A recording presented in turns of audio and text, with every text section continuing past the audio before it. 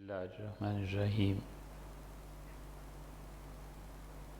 یہ جو تاخیر ہوئی اس پہ معذرت خواہ ہوں۔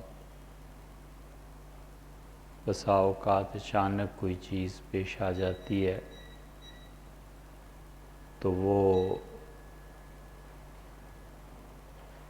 تسلسل میں ٹھہراؤ پیدا کر دیتی ہے۔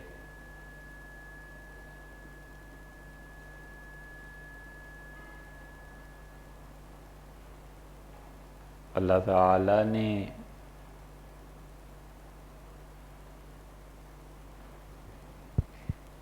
انسان کو جو شعور عنایت فرمایا ہے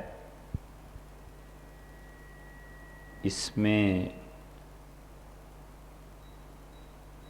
خیر اور شر یہ دونوں چیزیں پیدا ہوتی ہیں۔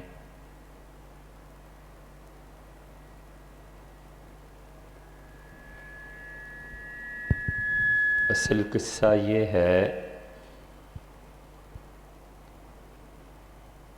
کہ یہ جو آج ایک چیز کہنے کا ارادہ ہے یہ ایک بہت بڑا سوال ہے، اور اگر یہ سوال سمجھ میں آ جائے اور اس کا جواب سمجھ میں نہ آئے تو ایمان ہل جائے گا۔ اس لیے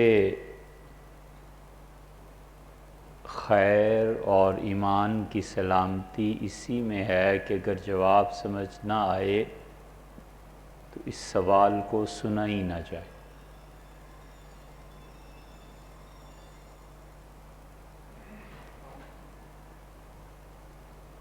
ہماری ہمشیرہ کو فالج کا اٹیک ہو گیا معمولی سا۔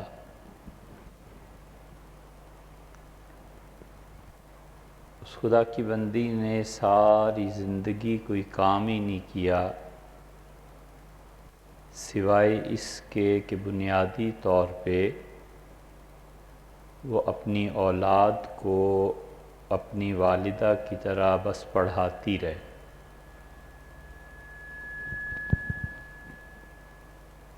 اور پھر چونکہ وہ بنیادی طور پہ انگلینڈ کے پڑھے ہوئے ہیں تو انہوں نے اپنے مطالعے کی کثرت سے ایک اپنی ہی دنیا بنائی ہے، اور اب وہ ایسے ایسے سوالات کرتے ہیں مجھ سے کہ آج تک کسی نے ایسے سوالات پوچھے نہیں۔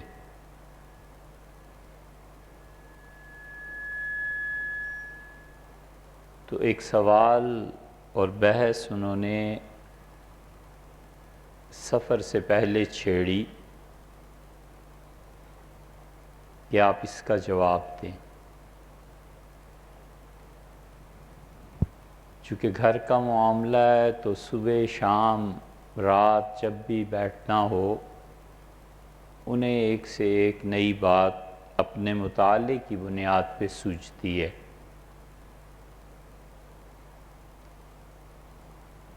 یہ نہیں ہے کہ ذہن ابھی اتنا پختہ اور میچور ہو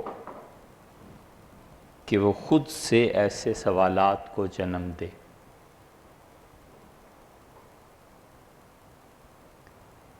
صحیح جواب کی تمنا اور صحیح سوال کی تخلیق، اس کا نام ہے علم۔ لوگ اوپر بیٹھیے نا، آپ اوپر بیٹھیے۔ صحیح جواب کی تمنا اور صحیح سوال کی تخلیق، یہ علم ہے۔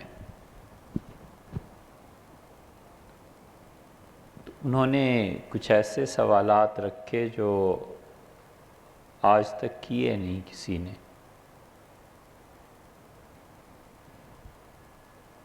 اور ہمارے لیے اس دور کے بچوں کے ساتھ نباہ کا ایک مشکل ترین مرحلہ یہ ہے کہ وہ سوال جس یقین کے ساتھ کرتے ہیں، ہمارا جواب بسا اوقات اس یقین سے محروم ہوتا ہے، اور جو ٹھوس دلائل وہ اپنے لیے لاتے ہیں، ہم جواب میں علم اور ذہانت دو چیزوں کی کمی کے ساتھ ان کی تشفی نہیں کر پاتے۔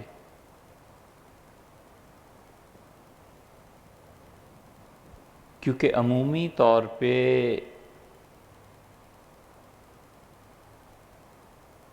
مذہبی شخص اور مذہبی طبقہ یہ سمجھا جانے لگا ہے، یہ اب آپ کا تجربہ اس کو صحیح یا غلط ثابت کرے گا، لیکن عمومی فضا یہ ہے کہ مذہبی لوگ اخلاقیات سے بالکل عاری ہوتے ہیں، وہ انسانی اخلاقیات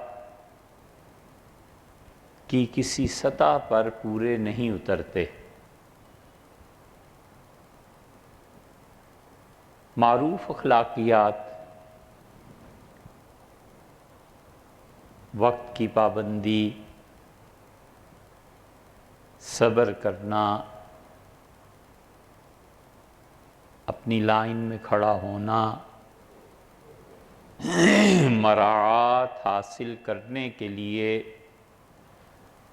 عام مخلوق خدا کے ساتھ اپنے آپ کو بھی شمار کرنا،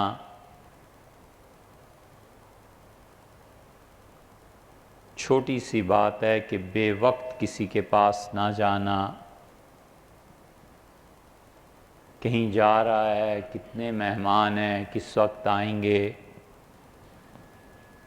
تاکہ گھر میں خواتین پریشان نہ ہوں، کھانے کا کہیں بھی بندوبست کیا جا سکے۔ یہ چھوٹی چھوٹی باتیں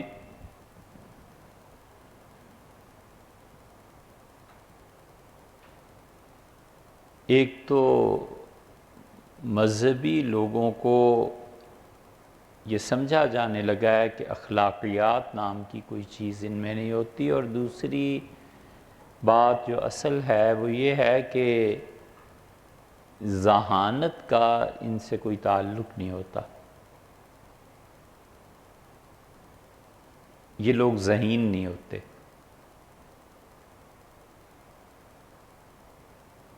یہ عمومی وہ فضا ہے جو مغرب نے پیدا کی ہے۔ آپ کا تجربہ کیا کہتا ہے یہ آپ سمجھتے ہوں گے، لیکن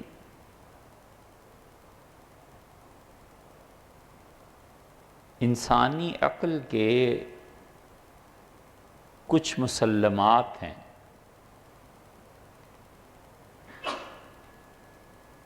اور وہ ان سے باہر نہیں جا سکتی۔ سوال ہمیشہ جو بے چارگی کی حالت میں آتا ہے وہ حقیقی سوال ہوتا ہے، اور جو سوال خود سے گھڑے جاتے ہیں وہ بسا اوقات مکاری بھی ہوتی ہے۔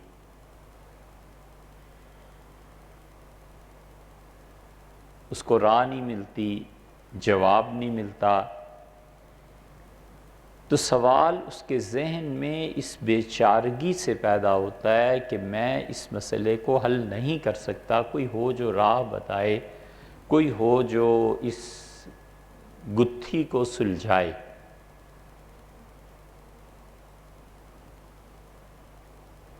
اور جواب اس وقت کارگر ہوتا ہے جب اس میں یقین کا رنگ غالب ہو، نہ صرف جھلکتا ہو بلکہ پوری طرح اس یقین نے اسے گھیرا ہوا ہو۔ تو اس لیے علم نام ہے صحیح جواب کی تمنا کا، اور علم نام ہے صحیح سوال کی تخلیق کا۔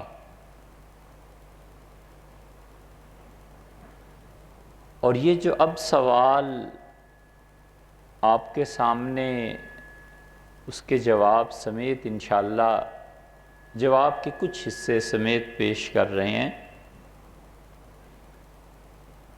یہ ایمان کو ہلا دینے والا ہے۔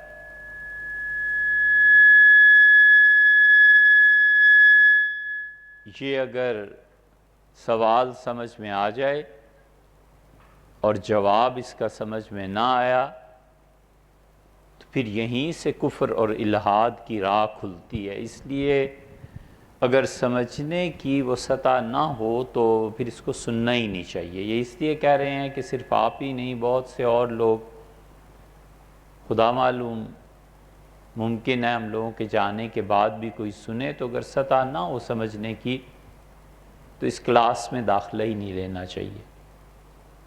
بہت سے بچے بھاری پتھر چوم کے چھوڑ دیتے ہیں کہ اس کے اٹھانے کے لیے پہلوان چاہیے، میرے بس کی بات نہیں ہے۔ ہمارے اسلاف رحمہم اللہ ان سوالات سے خوش ہوتے تھے، اس پہ لکھتے تھے، پڑھتے تھے۔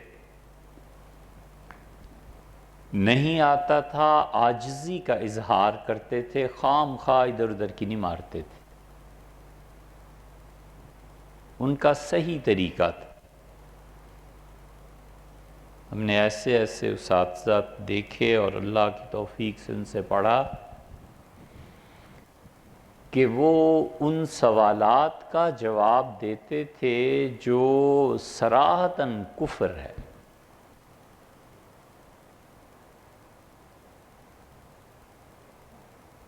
اور وہ سوال کرنے والے کے سوال پر بحث کرتے تھے کہ یہ سوال ہی درست نہیں ہے۔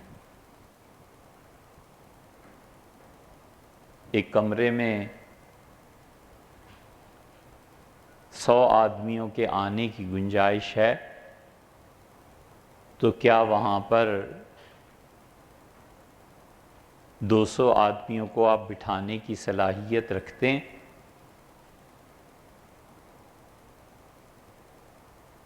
اللہ تعالیٰ ایسا پتھر پیدا کر سکتا ہے جس سے وہ خود نہ اٹھا سکے۔ اور اس طرح کی سوالات تو اساتذہ ان پہ بحث کرتے تھے۔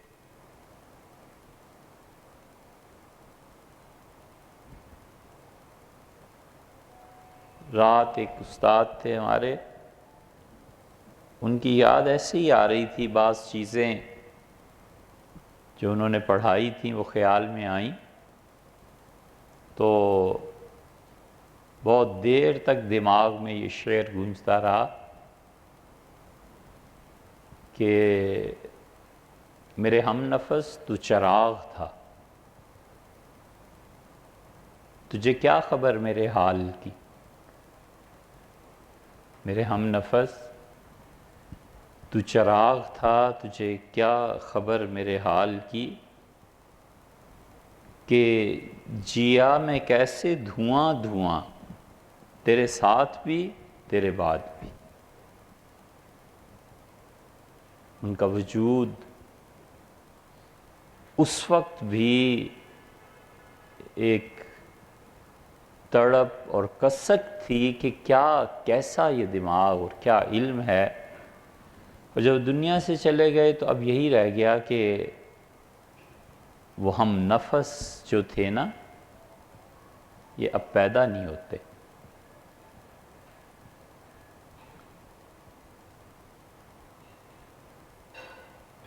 سوال یہ بھی ہے کہ عقل کے دو مسلمات ہیں. یہ جو بچوں نے پوچھا نا، اس سے بحث جو آگے ذہن میں تھی، اور اصولی سوال جس کو علامہ اقبال، مولانا روم، صنائی، یہ ابن خلدون، ملا صدرہ، شیرازی، یہ سب کے سب اس کو اٹھاتے ہیں. یہ اب سوال شروع کر رہا ہوں کہ خیر اور شر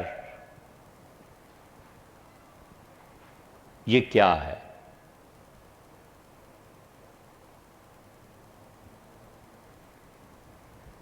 دنیا میں ہمیشہ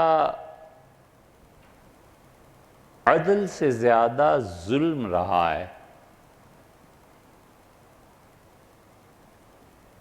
اور دنیا میں ہمیشہ حسن سے زیادہ بدصورتی رہی ہے،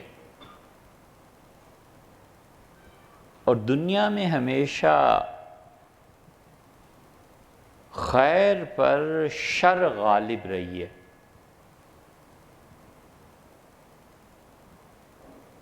تو خیر اور شر کا یہ فلسفہ ایک طرف، اور اس کائنات کا بنانے والا ایک طرف.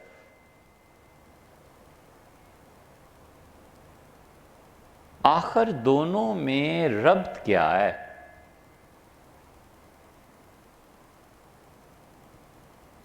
انسانی عقل کچھ چیزیں اس کی فطرت میں داخل ہیں. انسانی عقل جو اللہ نے بنائی ہے، کچھ چیزیں خدا نے اس میں خود ہی بنیادی طور پر رکھ دی ہیں.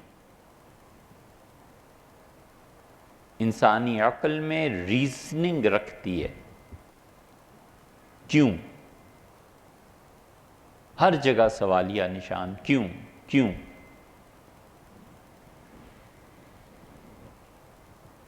نو آموز اور طالب علم پوچھتا ہے کیوں، کون، کیسے. یہ انسانی عقل کا خاصہ ہے.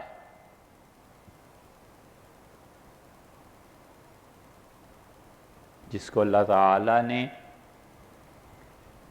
معاش کی فکر سے مستثنی کیا ہوا ہو،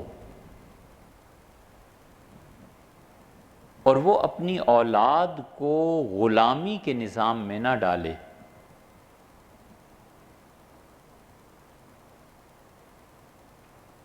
اس کی اولاد پڑھی لکھی ہو اور غلامی کے نظام میں نہ بڑھ رہی ہو. تجارت کی، زراعت کی، معاش کا کوئی ذریعہ اپنایا جس میں اس کی ذہنی صلاحیتیں کھل کے سامنے آئیں. اسے نفع کیا، نقصان کیا، اچھا کیا، برا کیا، وہ آزاد تھا اور فیصلے اس نے کیے. یہ ذہن بہت بڑی چیز ہے، بلا چیز ہے.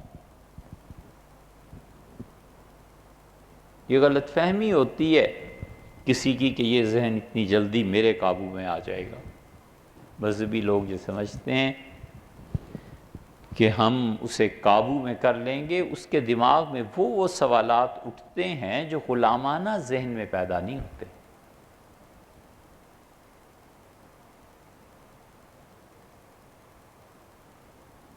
امامت کی حقیقت پہ علامہ اقبال نے بحث کی ہے کہ امامت کی حقیقت کیا ہے. اور پھر انہوں نے کہا کہ 2 رکعتیں پڑھانے کے لیے جسے تم رکھتے ہو نا بیچارے کو، مولوی کو، اور اس کی ضروریات زندگی تک تم پوری نہیں کر سکتے، اس سے کیا پوچھتے ہو کہ امامت کی حقیقت کیا ہے؟ امامت کی حقیقت بہت بڑی چیز ہے.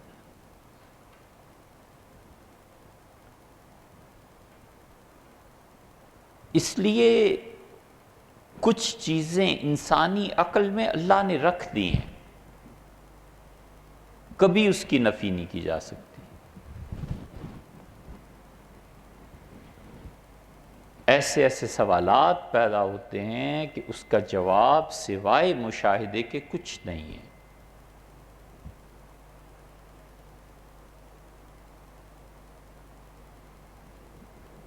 اور کچھ چیزیں ایسی ہیں جو انسانی عقل خود سے ایجاد کرتی ہے،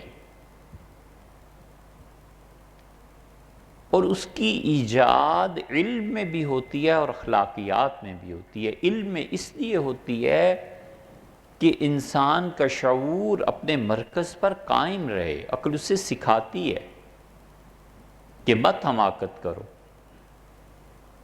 مسجد جانا ہے، بارش ہو رہی ہے، کیا ضرورت ہے تمہیں بھیگتے ہوئے جانے کی، چھتری لے کے جاؤ۔ انسانی عقل سکھاتی ہے، شعور قائم رہے، اور اخلاقیات کو اس لیے سکھاتی ہے کہ وجود قائم رہے۔ شعور اور وجود یہ جہاں نہ ہو وہاں جانوروں سے بھی بدتر زندگی گزرتی ہے، کہ انسان کا شعور اور ادراک اتنا گر جائے کہ وہ اپنی رائے کو بھی صحیح استعمال نہ کر سکے، تو پھر بہتر یہ ہے کہ وہ زمین کے نیچے چلا جائے۔ ایک انتہائی معمولی مثال اس کی، جس سے بچوں کو شاید بات زیادہ سمجھ میں آئے، کہ شعور کی بے خبری اور شعور کا جانوروں کی سطح سے بھی نیچے ہونے کی ایک مثال، یعنی ایک شعور ہے تو اس میں سے صرف 1.1% لے لیں، اس کی چھوٹی سی بہت ہی باریک سی مثال یہ ہے کہ گندگی کے ڈھیر پہ گلیوں میں پانی جمع ہے اور برا حال ہے، اور وہ کہتا ہے کہ آپ ووٹ کسے دیں گی، کسے دیں گے، یہ سب کچھ کیا ہے؟ تو کہتی ہے یا کہتا ہے کہ یہ سب صحیح ہے لیکن ووٹ میاں صاحب کا ہے۔ انسانی شعور، قومی شعور جب اس سطح سے بھی گر جائے تو پھر زمین کے نیچے جانا اچھا ہے، اوپر کیوں رہتا ہے؟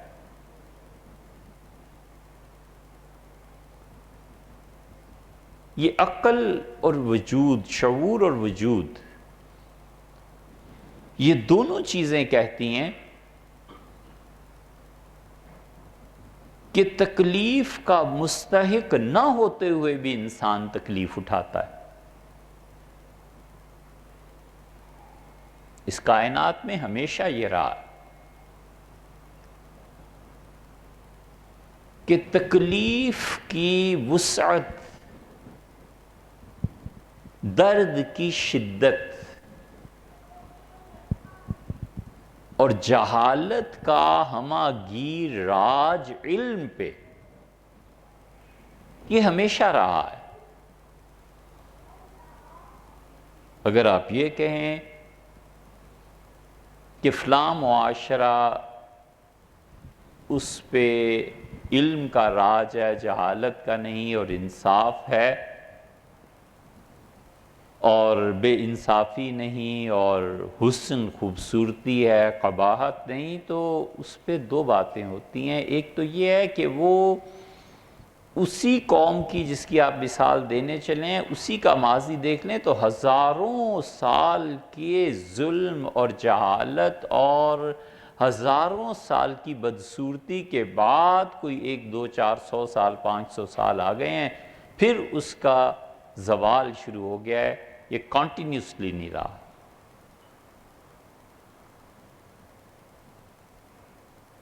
خیر کو غلبہ مسلسل نہیں ملا، نیکی مسلسل گناہ پہ غالب نہیں رہی، حسن نے اپنا قبضہ اتنا نہیں جمایا کہ وہ بدصورتی کو دور کر دے، اس لیے کہ حسن انسان کی ذاتی تسکین کے لیے ہے۔ جس آدمی کو حسن اور بدصورتی کا احساس نہیں ہوتا مطلقاً، ایک تو یہ نا کسی ایک آدھ شعبے میں نہ ہوا تو نہ ہوا، وہ تو ایک الگ بات ہے۔ ایک آدمی سکیچ کھینچتا ہے، اس کے لیے وہ کتنا ہی اچھا ہے، شاعر کے لیے شعر کتنا اچھا ہے، لکھنے والے کے لیے کتاب اتنی اچھی ہے، لیکن جس کو اس شاعری سے علم سے مناسبت ہی نہیں، اس کو مناسبت ہے اپنی زراعت سے، تو اس کے لیے کھیتی کتنی اچھی ہے، کیسا حسن ہے اس میں۔ یہ حسن کی تقسیم ہے۔ اس کی بات کر رہے ہیں کہ جس کو مطلقاً حسن کا احساس ہی نہیں ہوتا، وہ جانور سے بھی بدتر زندگی گزارتا ہے، اس لیے کہ حسن انسان کی ذاتی تسکین کے لیے ہوتا ہے۔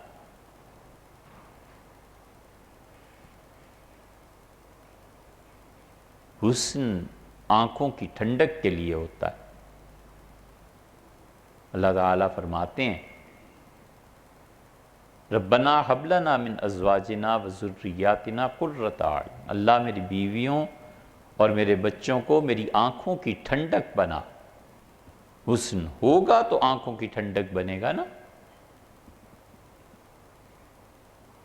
رنگت سیاہ ہے، آپ کو گوری چیز پسند ہے، تو عین ممکن ہے کہ اس میں اتنی ذہانت، اتنا شارپ ہو وہ بچہ یا وہ بیوی اتنے اچھے اخلاق کی ہو کہ وہ ایک اور پہلو سے قرۃ اعین بن جائے، آنکھیں ٹھنڈی، لیکن علی الاطلاق حسن ہی نہ ہو، وہ یہ جیے گا کیسے؟ پتھروں کی طرح۔ تو خیر کبھی کانٹینیوسلی نہیں رہی، شر غالب آتی رہی۔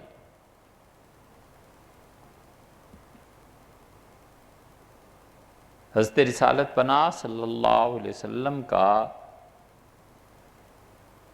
عہد میمنت لزوم،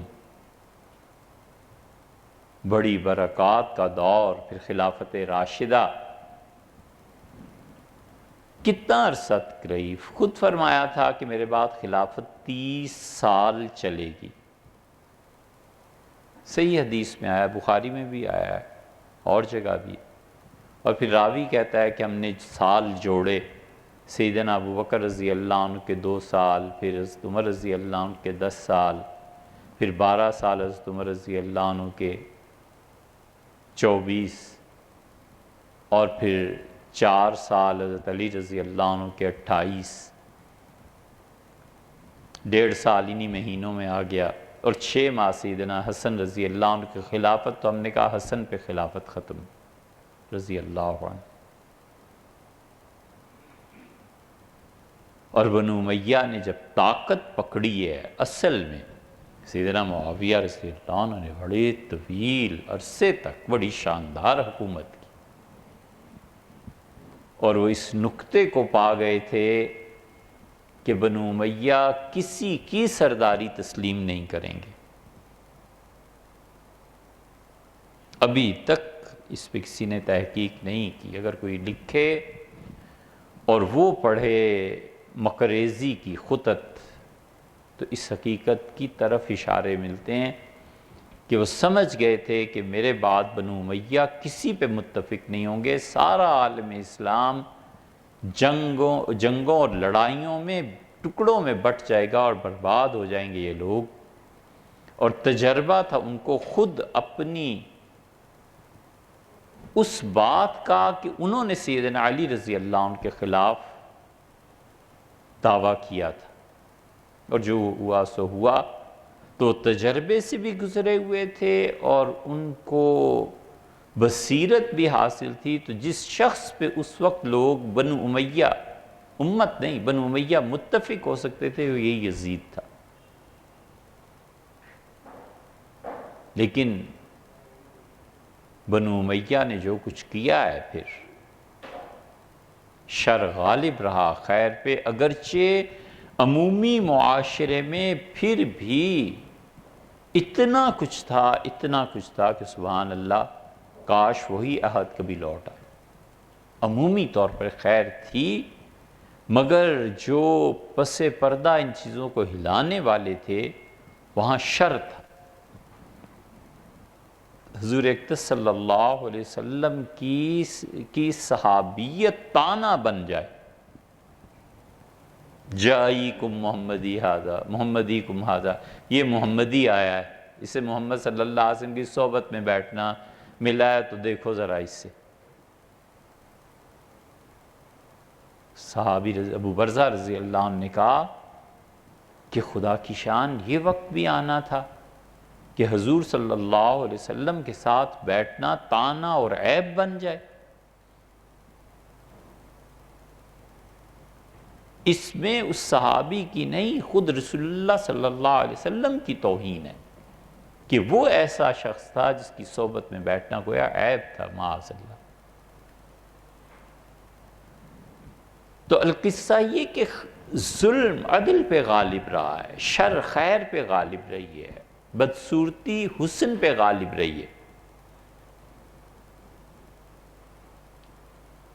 اب کوئی آدمی یہ کیوں ہے، اس سوال کے جواب میں کہتا ہے کہ فلاں دور دیکھ لو، فلاں دور دیکھ لو، فلاں دور دیکھ لو،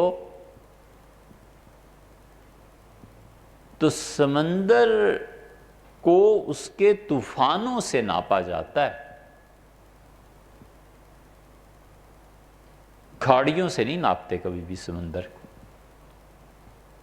کوئی کہے کہ سمندر میں اتنی طغیانی آئی کہ قریب تھا کہ فلوریڈا ڈوب جاتا، اور سمندر اتنا چڑھا ہوا تھا کہ بمبئی اور کراچی برباد ہو جاتے، تو دوسرا کہے نہیں سمندر میں کہاں طغیانی تھی، وہ جزیرہ دیکھو وہاں پانی، وہ جزیرہ وہ جزیرہ وہ جزیرہ۔ ارے یار، سمندر کے طوفان کو ان کی طغیانیوں سے ناپا جاتا ہے، جزیروں سے کوئی نہیں ناپتا۔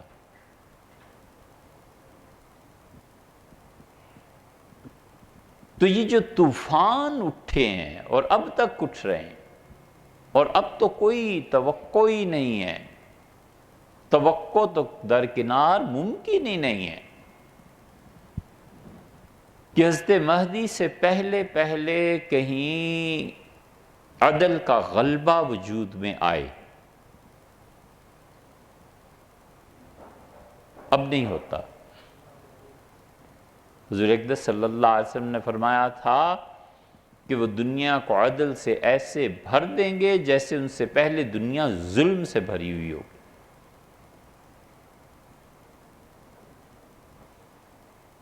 تو سوال یہ پیدا ہوتا ہے اس پہ کہ پھر بنانے والا کہاں ہے؟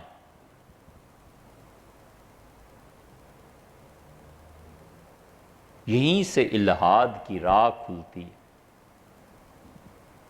اور سوال کرنے والا سوال کرتا ہے اور کہتا ہے کہ تم جس خدا کو مانتے ہو وہ کہاں ہے؟ علامہ اقبال نے خیر اور شر کی اس فلسفے پہ بات کرتے ہوئے اپنے پیر و مرشد مولانا روم سے پوچھا ہے کہ خیر اور شر یہ کیا حساب کتاب ہے؟ مالک کہاں ہے؟ اسے نہیں دکھتا۔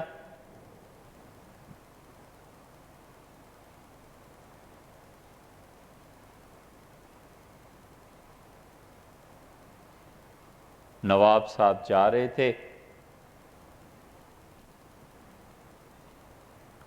بہت عمدہ گھوڑا اور لباس اور شدید سردی پڑ رہی تھی ہندوستان میں کہیں، تو درویش پھٹا پرانا کرتا اور نواب بڑا پڑھا لکھا، عالی دماغ، سمجھنے کی صلاحیت، تو وہ تھر تھر کانپ رہا تھا سردی سے۔ تو اس نے کہا درویش چادر اوڑھ لے، گرم لباس پہن لے، کیوں مرتا ہے؟ تو اس نے کہا انہیں نہیں دکھتا۔ بس نواب صاحب پیروں روتے رہے کہ کیا جواب دیا ہے کہ انہیں نہیں دکھتا۔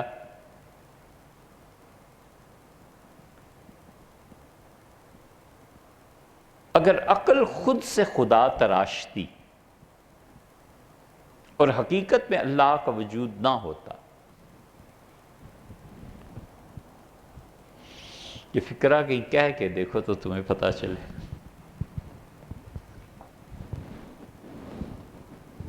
اگر عقل خود سے خدا تراشتی اور والعیاذ باللہ حقیقت میں اللہ تعالیٰ کی ہستی نہ ہوتی، تو یہ خود تراشا ہوا عقل کا خدا کیسا ہوتا؟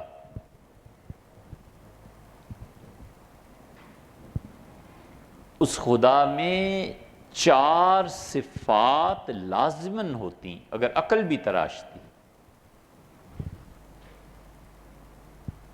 سب سے بڑی صفت اس پروردگار عالم کی علم ہوتا اس سے۔ جاہل کیسے خدا ہو جاتا؟ عقل بھی تراشتی تو کہتی کہ خدا وہ ہے جسے اس کائنات کے ایک ایک ذرے کا علم ہے۔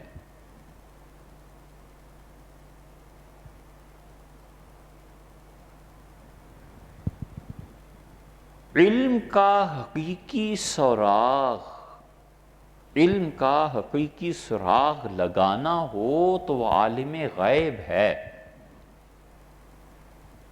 یہ شہود اس کی فرع ہے۔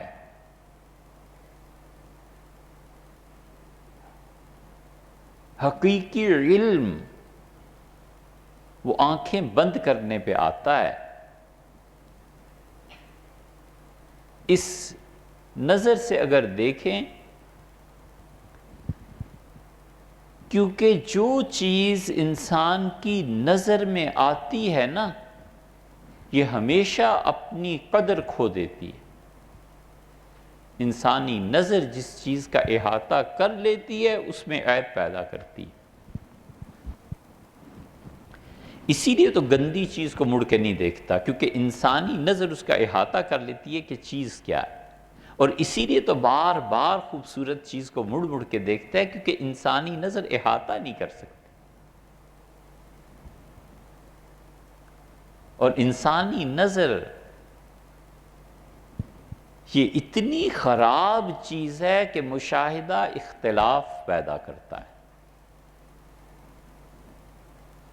عقل کے مسلمات میں سے ہے کہ جس چیز کو انسان کی نظر دیکھتی ہے اس کے مختلف زاویے بنتے ہیں، اور تاکہ اتنا لاچار ہے انسان کہ انسان کی نظر جو کچھ دیکھتی ہے وہ حقیقت میں ذہن اور شے کا تعلق ہے نا، تو آدمی کا موڈ کچھ ہو تو وہی شے سر پہ رکھنے کے قابل، اور آدمی کا موڈ بدلے تو وہی جوتے کی نوک پہ۔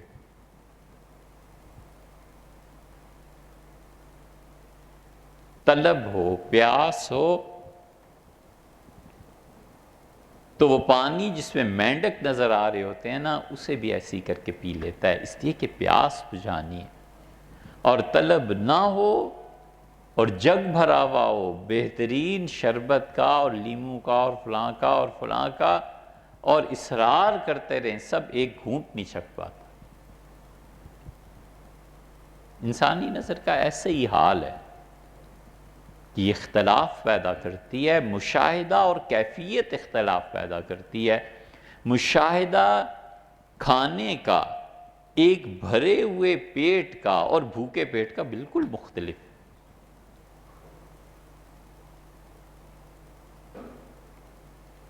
ہے۔ نظر بھی اللہ کی نعمت ایک اور اینگل سے، لیکن یہ اینگل دیکھیں تو احساس ہوتا ہے کہ کاش انسان اندھے ہوتے، ان کی آنکھیں نہ ہوتی۔ آنکھیں بند ہوتی تو دل کی آنکھ کھلتی، اور دل کی آنکھ جس عالم کو دیکھتی ہے وہ عالم اصل ہے، یہ دنیا جو ہمیں نظر آتی ہے، اس کا سایہ سمجھو، اس کی پرتو سمجھو، اس کی فرع سمجھو، اس کی شاخ سمجھو، اصل جہان اور ہے، اصل دنیا اور ہے۔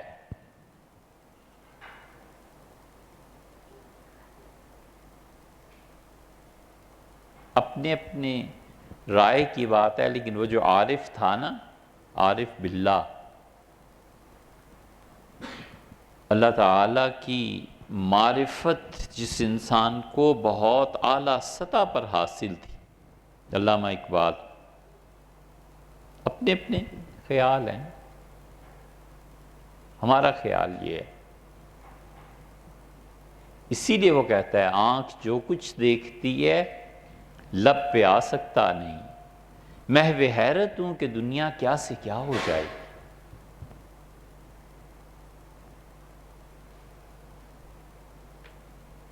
یہ آنکھیں جب بند کرتا ہے نا تو پھر جو جہان کھلتا ہے، کبھی کبھی خواب میں کھلتا ہے، وہ تو کروڑ میں ایک حصہ ہے، اربوں میں ایک ذرا سا حصہ ہے۔ اگر عقل خدا تراشتی تو کم سے کم اس خدا میں علم کو رکھتی کہ علم ایسی چیز ہے کہ وہ خدائی کیا جسے مخلوق کا علم نہ ہو۔ اور دوسرا وصف جو اپنے خدا میں جانتی اور حقیقت میں باری تعالیٰ میں ہے، وہ قدرت ہے۔ یہ جو بیان ہے اسے بھی عقیدے کے بیانات کے ساتھ شامل کرنا چاہیے۔ اس پہ عقیدے پہ 100 سے زیادہ بیانات ہم نے ریکارڈ کروائے۔ اللہ کا علم اور اس کی قدرت، اس پہ وہاں بحث بھی ہے۔ حضرت شاہ ولی اللہ محدث دہلوی رحمۃ اللہ جیسا نابغہ روزگار حجت اللہ البالغہ میں کمال کی بات حضرت نے لکھی۔ انہوں نے کہا اللہ کی ساری صفات متشابہات میں سے ہیں۔ یہ اتنا بڑا جملہ ہے، اتنا بڑا جملہ ہے کہ یہ وہی کہہ سکتا ہے جس نے علم کلام اور عقیدے کو، اس میدانوں کو فتح کر کے رکھا ہو۔ عقل اگر خدا تراشتی تو وہ کہتی خدا میں علم اور قدرت، کہ قدرت علم کے ساتھ، تو عقل کہتی ہے کہ تم جس حقیقی خدا کے قائل ہو اسے علم نہیں ہے کہ کیا ہو رہا ہے کائنات میں۔ ہمدم دیرینہ کیسا ہے جہان رنگ و بو، کیا ہے آگے؟ سوز و سازو جستجو و آرزو، نہیں، ناقص ہے۔ یہ علامہ اقبال نے کہا۔ شیطان اور جبریل کی بحث ہوئی ہے، وہ پوچھتا ہے ہمدم دیرینہ کیسا ہے جہان رنگ و بو۔ میرے پرانے دوست سنا، جبریل پوچھتے ہیں کیسی دنیا گزر رہی ہے۔ یہ علامہ نے ایک جگہ بڑا، اس موضوع پہ تو خیر انہوں نے بہت کچھ لکھا ہے۔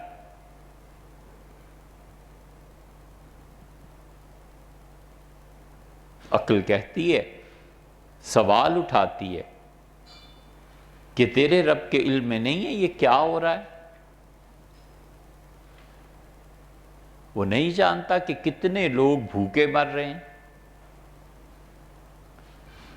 اسے نہیں پتا کہ انسانوں میں حسرتیں اور آرزویں کتنی روز ابھرتی ہیں اور ٹوٹتی ہیں، اور انسان اپنی زندگی کی بنیادی ضرورتوں سے محروم ہے، اور جب اسے علم ہے اور تم مانتے ہو اور قدرت بھی ہے کہ دور کرے، تو آگے بات پھر ہو کیا رہا ہے؟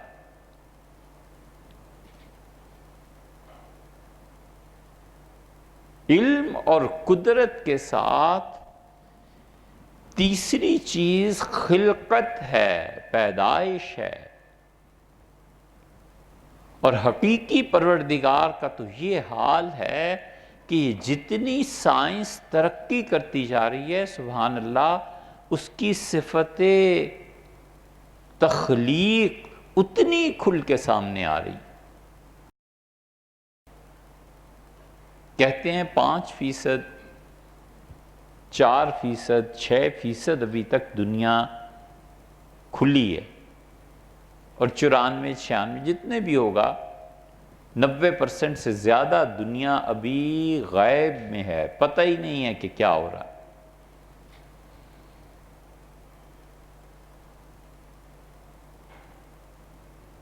واللہ عالم. لیکن اب کہتے ہیں کہ روزانہ کتنی دنیایں اور سیارے غیب سے وجود میں آتے ہیں اور آتے ہی بھسم ہو جاتے ہیں، اور ہم اتنے عاجز ہیں کہ نور، روشنی، اس کے لیے بلب ایجاد ہوا کہ اس کا اظہار ہو. بلب نہ ہو تو بجلی کا کہاں سے اظہار ہو جائے گا؟ نور اور روشنی کہاں سے آ جائے گی؟ اندھیرے میں بھی نور ہے، اور اندھیرے کا نور ظاہر کرنے کے لیے چیز ہی کوئی نہیں ابھی تک مل رہی.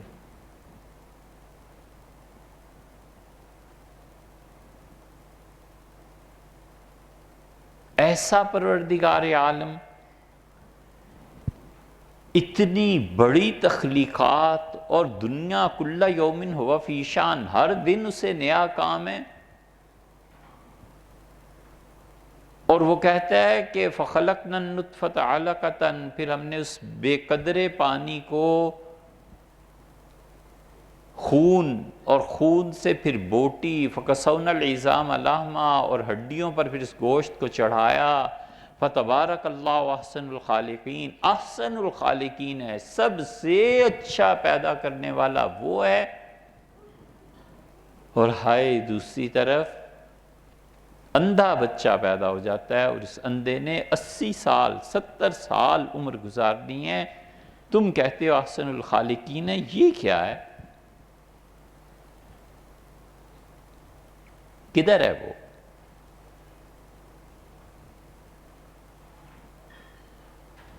معذور بچے، ماں باپ کی زندگی کس قسم پرسی میں گزرتی ہے، ہو کیا رہا ہے؟ مشاہدہ جب عمومی ہو جائے تو نوادرات نہیں رہتے. 1 ارب میں چلو کوئی 1 آدھ بچہ ہوتا تو پھر بھی کہتے، یہاں تو کروڑوں میں سینکڑوں پائے جاتے. علم بھی ہے اور قدرت بھی ہے اور تخلیق. جس بچے نے بہرے پن کے ساتھ، اندھے پن کے ساتھ ساری زندگی گزارنی، اور تم پھر بھی منواتے ہو کہ احسن الخالقین ہے. نہ کرو جبر.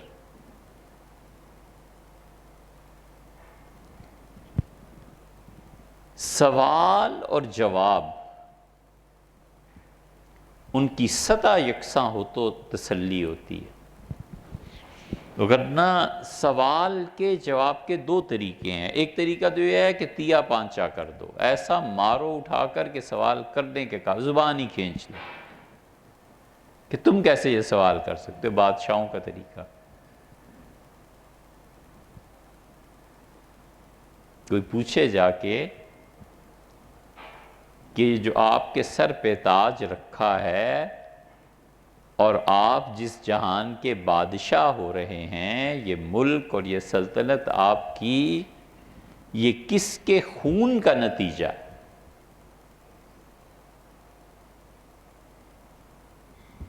بادشاہ ایسے سوال سن سکتا ہے؟ بادشاہت کو خواب بھی آ جائے نا کسی کے متعلق کہ اس کا ارادہ کچھ اور ہے، تو اگلے دن تیور بدلے ہوئے ہوتے ہیں.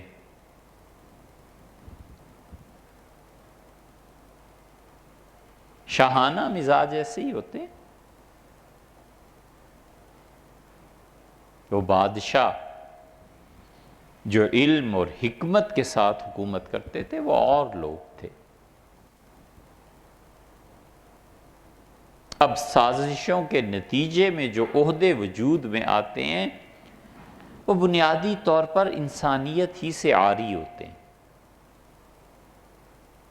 علم اور حکمت تو بہت دور کی بات ہے نا، سازشوں کے نتیجے میں جو عہدے دار بنتے ہیں وہ اس ناقص نظام کے لائے ہوئے افراد ہوتے ہیں جنہیں اتنا بھی شعور نہیں ہوتا کہ جو ناقص ہاتھ مجھے بنا رہے ہیں، اگر میں ان کے نقائص سے بھی اپنے آپ کو پاک کرنا چاہوں گا تو مجھے ہٹا دیں گے۔ وہ چاہیں گے کہ ایسا وجود ہو جس میں عیب ہو تاکہ اس کے عیوب کی بنا پر اسے بلیک میل کیا جا سکے۔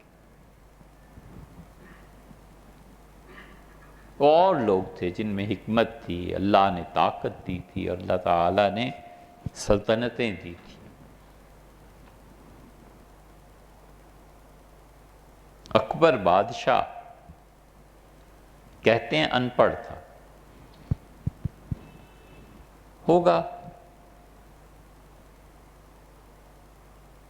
اجمیر گیا، شیخ سلیم چشتی رحمۃ اللہ علیہ زندہ تھے، اور اکبر بادشاہ ساری لادینیت کے باوجود حضرت کا اجمیر شریف بڑا احترام کرتا، اور بزرگ بھی بہت بڑے۔ حضرت معین الدین چشتی رحمۃ اللہ علیہ کے سلسلے میں جہانگیر نے لکھا ہے کہ والد کے ہاں لڑکا کوئی نہیں تھا، اور جب میری والدہ امید سے ہوئیں تو مجھے وہ میری پیدائش سے 7 مہینے پہلے میری والدہ کو اجمیر بھیج دیا، اور مکان حضرت شیخ سلیم چشتی رحمۃ اللہ علیہ سے کہا کہ میں چاہتا ہوں میری اہلیہ یہاں رہیں۔ حضرت نماز کو آتے جاتے ہیں، تہجد پڑھتے ہیں، دعا مانگتے ہیں، کبھی اس پہ بھی نظر ہو، کبھی اس کے لیے بھی دعا آپ کی میرے بیٹے کے شامل حال ہو، یا یہ کہ اللہ مجھے بیٹا دے۔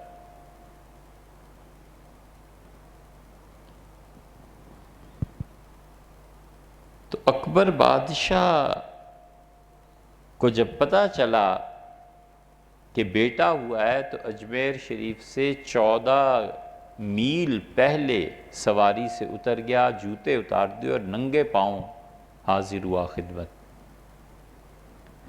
یہ ان پڑھ تھے یا جو کچھ بھی تھے، لیکن ان کے دلوں میں ادب اتنا تھا۔ شاہ عباس نے جب شیعہ کا انقلاب آیا ایران میں تو اس نے 900 میل پیدل سفر کیا، جوتے اتار کے حضرت امام رضا رحمۃ اللہ علیہ کے مزار پہ حاضر ہوا۔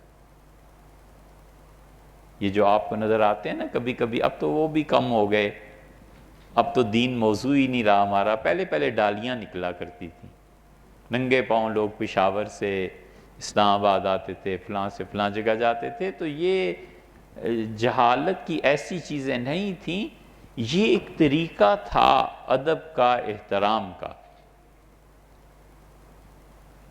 وہ بہرحال بے ادبی سے اچھا تھا، وہ بہرحال تصوف کو گالیاں دینے سے اچھا تھا، وہ بہرحال چھوٹے بڑے کی تمیز رکھتے تھے، کچھ نہ کچھ کرتے ہی تھے، وہ اس الہاد سے بہتر تھے۔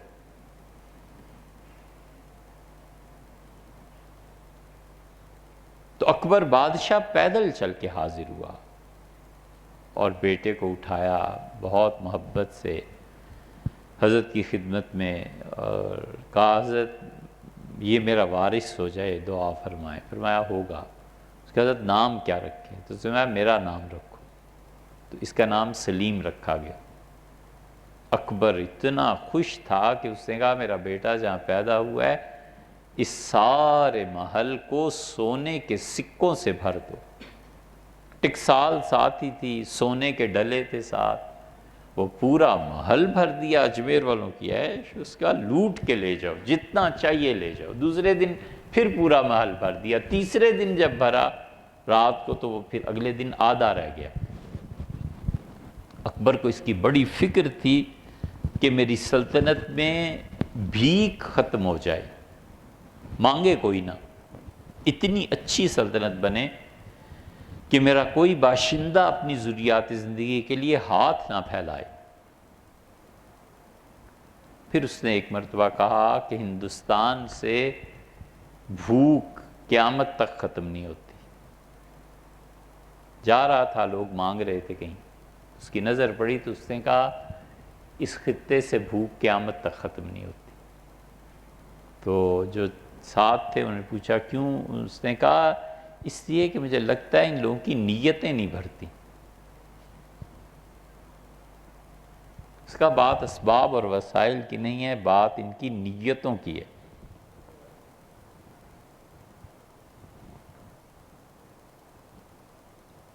عجیب حال ہے یہاں کا۔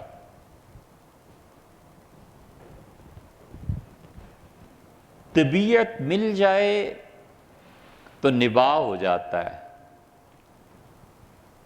اور اگر کہیں وہ نیت تک پہنچ جائے تو افتراق اور انتشار پیدا ہو جاتا ہے۔ اس لیے کہ زندگی میں عملاً دو پہلو ہو گئے۔ جہانگیر کہتا ہے جب میرے والد واپس چلنے لگے تو انہوں نے کہا حضرت اتنے دور ہیں آپ، میں بھی اتنا دور ہوں، پھر بادشاہت ہے، پھر آنا جانا ہے، بہت دقت ہوتی ہے۔ کوئی ایسی چیز ہو کہ آپ کا جب آخری وقت ہو تو میں بھی پاس ہی ہوں۔ تو مجھ سے فرمایا، جہانگیر کہتے ہیں میرے والد سے کہا کہ کوئی صورت نہیں ہے۔ پھر جب زیادہ اصرار کیا تو فرمایا جب تمہارا یہ بیٹا کسی دن شعر پڑھے نا تو سمجھ لینا کہ اب میرا وقت قریب آ گیا۔ کہتے ہیں میرے والد نے سختی سے منع کر دیا کہ میرے بیٹے کو پڑھانا ہی نہیں ہے، کہ خبردار جو اسے الف بے بھی سکھائی یہ اگر پڑھ گیا اور کسی دن بچوں کو ہمیشہ شاعری میں یاد کرواتے تھے، پہلے زمانے میں نظام تعلیم یہی ہوتا تھا، کہ خبردار جو بچے میرے کو پڑھایا ایسے نہ ہو کہ پڑھنا لکھنا سیکھ جائے اور کسی دن شعر پڑھے تو پھر کیا میرا ہوگا۔ اتنی محبت تھی۔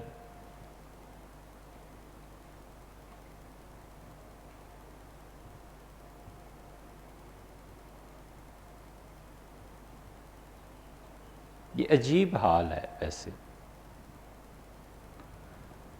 محبت میں جب قریب ہوتا ہے تو بھی پاس ہوتا ہے، اور جب دور ہوتا ہے تو بھی پاس ہی ہوتا ہے۔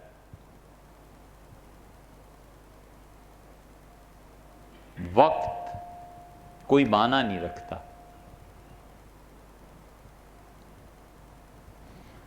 علاقے کوئی معنی نہیں رکھتے، ٹائم اور سپیس سے ماورا ہو جاتا ہے۔ کہتے ہیں جو مجھے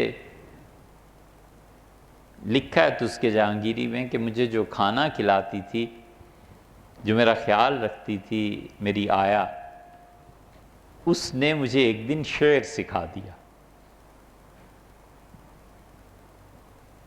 تو والد آئے دربار سے تو میں نے ان کا کپڑے پکڑ لیے دامن اور بڑی خوشی سے شعر سنایا۔ میں نے کہا والد مجھے ایک شعر یاد ہو گیا ہے۔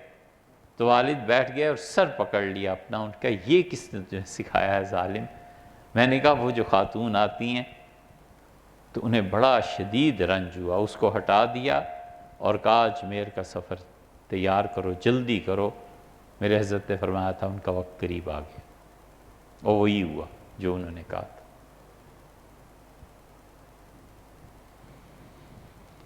کشف دو طرح کا ہوتا ہے، ایک کشف تکوینیات کا ہوتا ہے کہ مر جائے گا، یہ پیدا ہوگا، یہ بیمار ہو جائے گا، اس کے ساتھ یہ ہونے والا ہے۔ وہ اتنا صحیح اور اتنا کریکٹ کبھی کبھی ہوتا ہے کہ اگر شیخ کا باطن پاک ہو اور عقیدہ تو خیر نہیں، عقیدہ تو مسلمان کا ہی صحیح ہوتا ہے۔ اگر اس آدمی میں دو چیزیں ہوں، ایک باطن پاک ہو اور ایک زبان سچی ہو، تو ہمیں پورے یقین سے یہ علم حاصل ہے کہ بچے پہ جب پہلی نظر اس کی پڑتی ہے تو لوح محفوظ کھل جاتی ہے کہ اچھا یہ ہو رہا ہے۔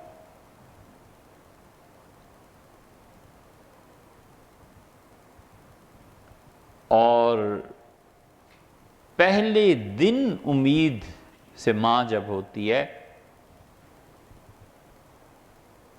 تو اس کا کشف اتنا صحیح ہوتا ہے کہ وہ ابتدائی چند گھنٹوں میں کہتا ہے کہ میں نے یہ دیکھا ہے، یہ ہونے والا ہے تمہارے ساتھ۔ یہ بالکل صحیح کشف ہوتا ہے تکوینیات کا، اور بہت چیزیں ایسی ہیں، لیکن یاد رکھو یہ بچوں کا کھیل ہے، اس سے زیادہ کچھ نہیں۔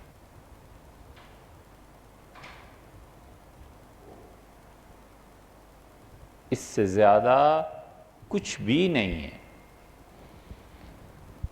50 سال بعد جو چیز ہونی ہوتی ہے وہ پہلی نظر میں دیکھ کے کہہ دیتا ہے کہ یہ ہوگا۔ مر جاتا ہے بیچارہ، وہ ہوتا وہی ہے جو اس نے کہا تھا۔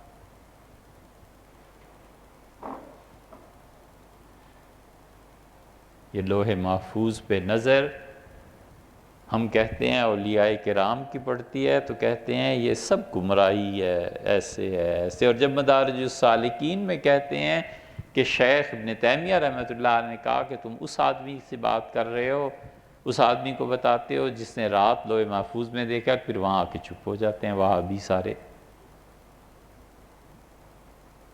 ابن قیم نے لکھا ہے، وہاں پھر یہ ساری چیزیں کہاں جاتی ہیں، لیکن یہ کچھ بھی نہیں ہے۔ اور ایک ہوتا ہے کشف علوم کا، شریعت کی حکمتیں کھلتی ہیں، اللہ نے یہ کیوں کہا ہے، خدا اس کا علم دیتا ہے، حضرت رسالت مآب صلی اللہ علیہ وسلم نے یہ کیوں فرمایا ہے، وہ جو اس کے معانی کا انکشاف ہوتا ہے وہ ہے قرب الہی۔ وہ جتنی خدا کے قرب میں ترقی ہوتی جاتی ہے، علم نہیں، عبادت کا اس پہ غلبہ جتنا ہوتا چلا جاتا ہے، وہ آدمی اتنی ہی معرفت کی منازل طے کرتا چلا جاتا ہے۔ عقل انسانی میں اللہ نے اپنی معرفت کا جو حصہ رکھا ہے یہ اس تک پہنچ جاتا ہے، اور اس مقام پہ حضرت شاہ ولی اللہ رحمۃ اللہ علیہ جتنا پہنچے تھے، ان کے قریب کے زمانے میں کوئی ان تک نہیں پہنچا۔ ان کے بعد تو خیر کوئی ہے ہی نہیں نا۔ پھر پچھلے 300 سال میں جتنا شریعت کی حکمتوں کا ان پہ انکشاف ہوا اور جتنا کچھ انہوں نے لکھا، افسوس یہ ہے کہ ان کی ساری کتابیں ہی اب تک نہیں چھپی۔ ان کے بعد کوئی نسل ایسی آئی نہیں جو اس آدمی کی قدر کرتی۔ پوری زندگی ایک چاہیے ان کی، صرف کتابوں کو تلاش کرنے، ڈھونڈنے، انہیں صحیح طور پر نقل کرنے کے لیے۔ اس لیے عقل اگر خدا تراشتی تو ضرور کہتی کہ میرے خدا میں علم بھی ہو، قدرت بھی ہو، خلقت بھی ہو، تخلیق بھی ہو۔ وہ کہتا ہے احسن الخالقین، سب سے اچھا پیدا کرنے والا، اور یہ اس بچے کو اٹھاتا ہے اور کہتا ہے یہ ہے آپ کا شاہکار، اندھا اور بہرا، 80 سال اس نے عمر گزارنی ہے، آپ کہتے ہیں احسن الخالقین۔ سوال کا جواب دو طرح سے ہوتا ہے، یا تو تیا پانچا کر دے بادشاہوں کی طرح، ختم کر دے، مار دے، زبان کھینچ لے، اور یا پھر ہوتا ہے سوال پر سے سوالیہ نشان اتار دے، ایسا جواب دے کہ دل کی تسلی ہو جائے۔ مناظرانہ جوابات سے فریق مخالف کی زبان بند کی جاتی ہے، دل کو مطمئن نہیں کیا جاتا۔ یہ دل کا اطمینان حکمت کے ساتھ جڑا ہوا ہے تو آدمی سوچتا ہے، کہتا ہے کہ یا اللہ احسن الخالقین یہ ہے، اور اگر عقل خدا کا وجود اپنے طور پہ تراشتی تو چوتھی صفت شامل کرتی رحمت کی،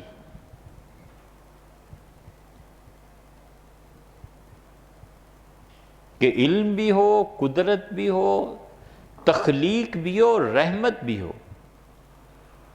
اور اسی لیے وہ کہتا ہے کہ رحمتی سبقت، میری رحمت نے میرے غصے کو ڈھانپ لیا، حضور صلی اللہ علیہ وسلم نے فرمایا۔ اور اللہ نے کہا،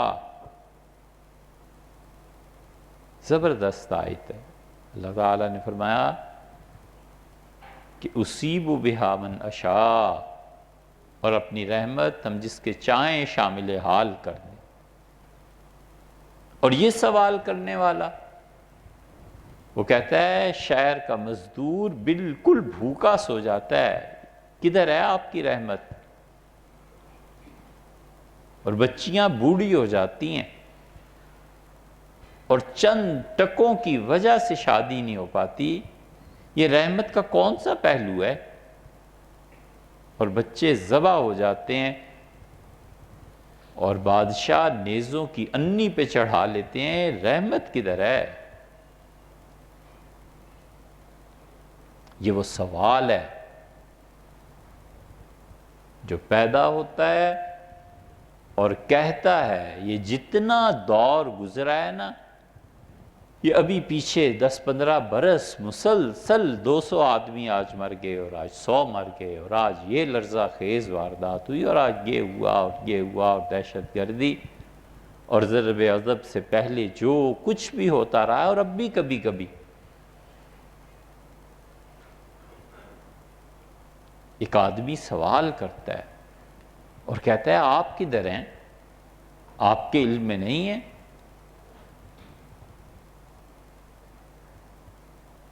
اس کائنات کا سب سے بڑا صحرا، اس میں ریت کا ایک ذرہ وہ بھی اللہ کے علم سے باہر نہیں، اس کی قدرت کے تابع ہے۔ خالق وہی ہے اور اس کی رحمت اس ذرے کے ساتھ بھی ہے۔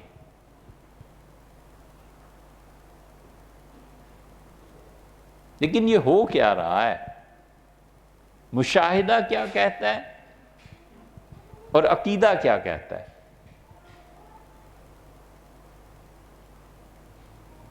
اس لیے تجربہ، مشاہدے کے معنی میں اختلاف عقل کے مسلمات میں سے ہے۔ مشاہدہ کرتا ہے، بہت سی تصاویر ایسے ہی حوالے میں یاد ہے، یہ میڈیکل جن بچوں نے پڑھا ہے نا، ان کے ہاں 4th ایئر میں 3rd ایئر میں یاد نہیں اب تو کہاں، لیکن ان کی کتاب میں ایک تصویر وہ دکھاتے ہیں کہ یہ دیکھو یہ تصویر کیا ہے۔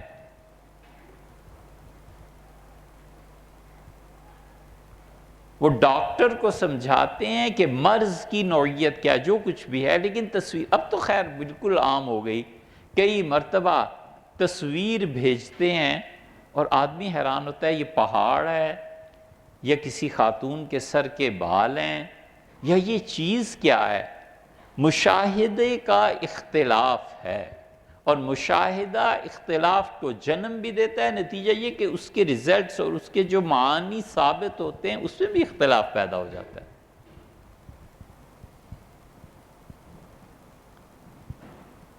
اس لیے یہ جتنی چیزیں ہیں اس پہ کیل ٹھونکنے کی بات یہ ہے کہ یہ سب کام بلا ارادہ ہو رہے ہیں یا ارادے کے ساتھ ہو رہے ہیں؟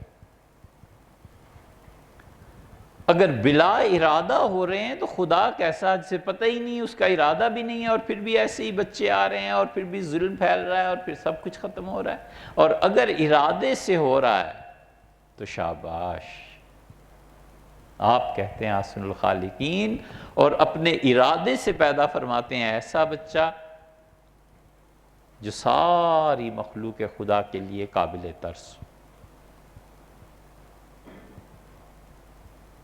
خیر اور شر، اس لیے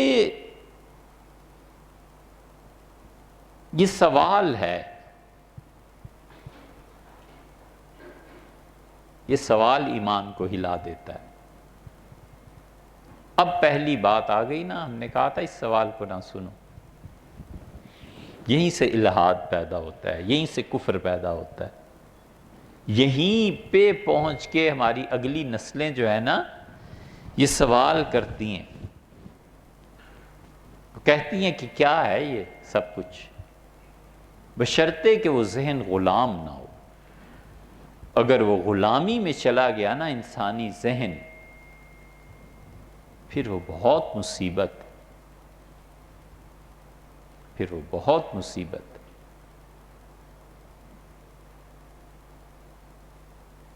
آزاد ذہن کے اپنے نقصانات بھی ہیں، لیکن وہ کم ہیں۔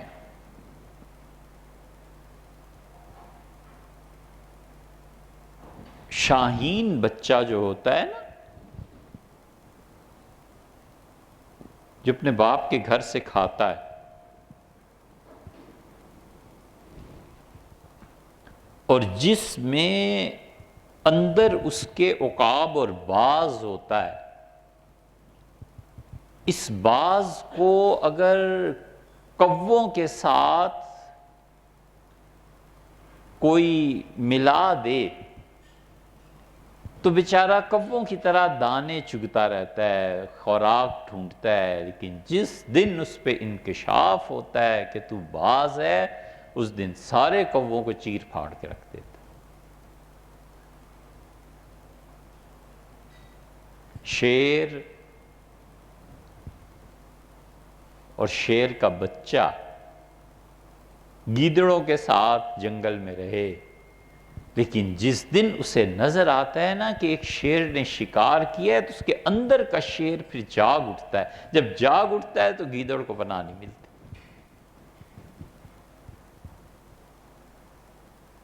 اس لیے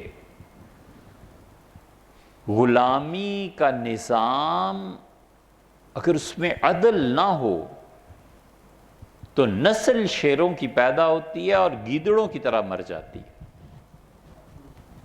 اور اگر عدل ہو تو اس غلامی کے جوہر کھلتے ہیں۔ عدل اتنی بڑی چیز ہے کہ اللہ نے کہا ہم نے اس کائنات میں انبیاء علیہ السلام کو بھیجا ہے لِيَقُومَ النَّاسَ بِالْقِسْطِ، تاکہ انصاف کے ساتھ یہ دنیا چلے۔ اور اللہ کہتا ہے آپ سوچیں تو صحیح، یہ گواہ کیا چیز ہے؟ ایک مقدمے پہ ایک آدمی اپنے محلے والوں کو گواہ بناتا ہے، ایک چیز پہ آدمی گواہ بناتا ہے، بادشاہ کو گواہ اگر چاہیے ہو، فرض کر لو، یا بادشاہ اپنے مقدمے میں گواہ بنائے گا تو وہ اس کو چنے گا جس نے اس واقعے کا مشاہدہ کیا ہے، جس کو اس کا علم ہے۔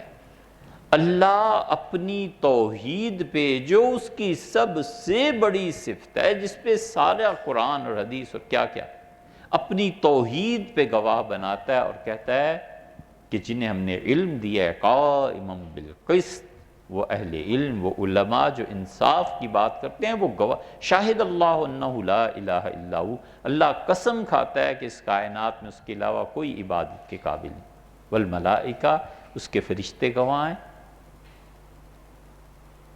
وَأُولُو الْعِلْمِ قَائِمًا بِالْقِسْطِ، اور جنہیں ہم نے علم دیا ہے یہ انصاف کے ساتھ بات کریں گے، یہ ہمارے گواہ ہیں۔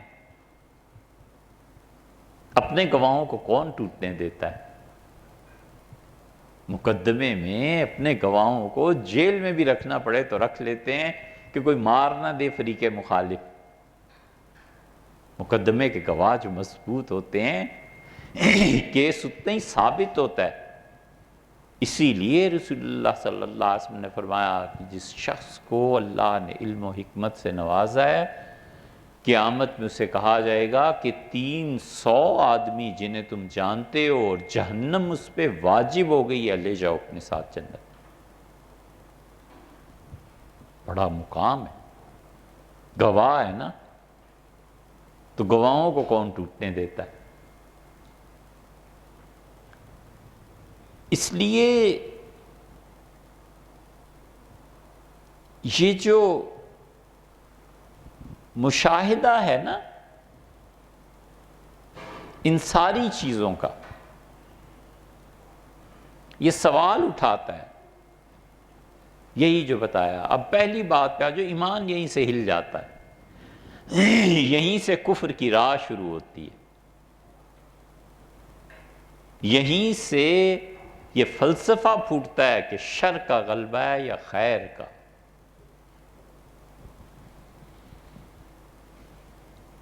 اور یہ وہ علم ہے جس کو اللہ نے حکمت کا نام دیا ہے۔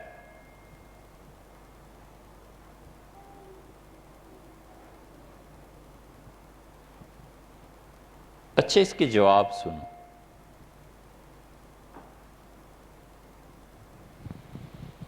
اس کائنات میں اللہ تعالیٰ نے 2 سکیمز چلائی ہیں۔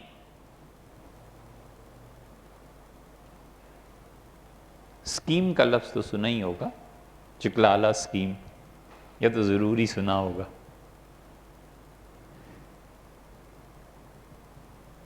اللہ تعالیٰ کا ایک نظام اشیاء کا وجود ہے،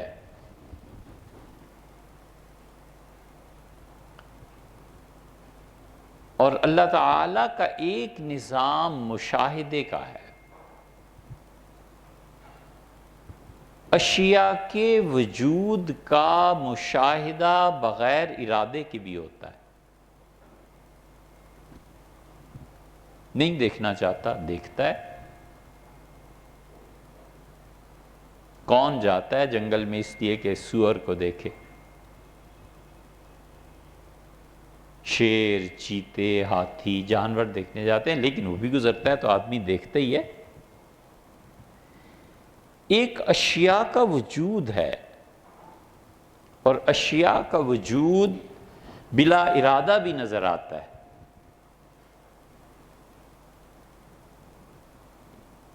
اور ایک ہے کہ وہ چیزیں جنہیں ارادے سے دیکھنا ہے،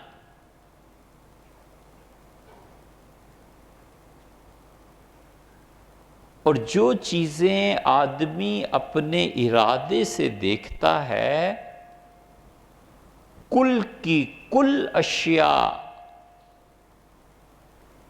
جن پر خدا کی رحمت برستی ہے، فرمایا گیا ہے انہیں بالارادہ دیکھو۔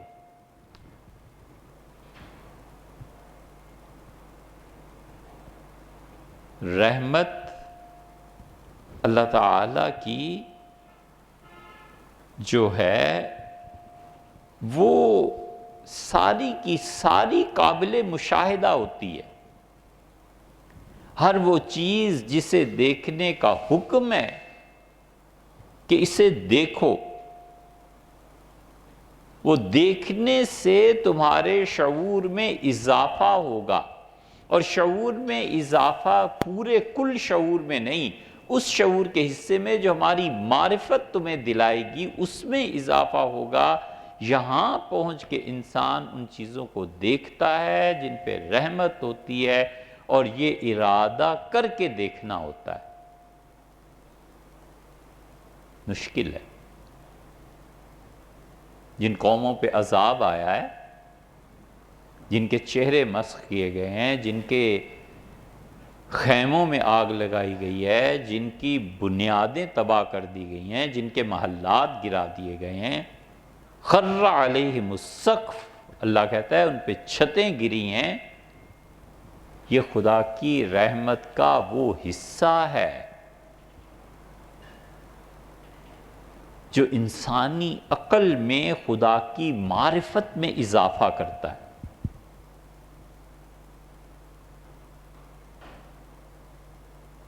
ہر انسان کی عقل میں خدا نے معرفت کا ایک حصہ رکھا ہے جو کبھی بھی ختم نہیں ہو سکتا، یہ عقل کے مسلمات میں سے ہے۔ اور جتنی چیزوں کا وہ حکم دیتا ہے کہ انہیں دیکھو، وہ اچھی ہیں یا بری، تمہاری سمجھ میں آتی ہیں یا نہیں آتی، یہ اس معرفت میں اضافے کا سبب بنے گی، کیونکہ جب تم اپنے ارادے سے دیکھو گے کہ ہم نے جان بوجھ کے یہ کام کیا ہے، اپنے ارادے سے کیا ہے، تو تمہیں ہماری قدرت کا احساس ہوگا کہ جو دنیا میں کہتے تھے کہ من اشد منا قوہ، کون ہے جو ہم سے بڑھ کر اس دنیا میں طاقت والا ہے، اب ان کی طاقت اولم یرو، اگر انہوں نے غور نہیں کیا تھا کہ ان اللہ الذی خلقہم ہوا اشد منہم قوہ، جس پروردگار نے انہیں پیدا کیا وہ طاقت میں ان سے زیادہ ہے، تو تمہیں چاہے کتنا ہی ناگوار گزرے اس اجڑی ہوئی عمارت کو دیکھنا، تمہیں ہماری معرفت میں اضافہ ہوگا کہ ہماری قدرت کتنی ہے، وَهُوَ الْقَاهِرُ فَوْقَ عِبَادِهِ، اور وہ اپنے بندوں پر پوری کی پوری طاقت کا استعمال رکھتا ہے۔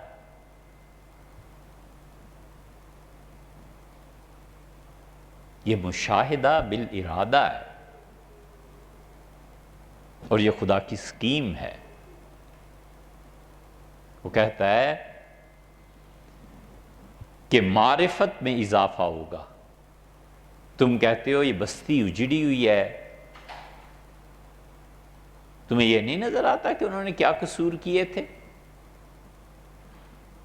تم بستی کا اجڑنا دیکھتے ہو، اور ہماری گرفت جو ہم نے اپنے ارادے کے ساتھ کی ہے، اسے نہیں دیکھتے کہ اسے قابل عبرت بنایا ہے تمہارے لیے، کہ ان کے حصے میں جو ہمارا قہر آیا ہے، اس قہر کا مشاہدہ تمہاری معرفت میں اضافہ کرے گا۔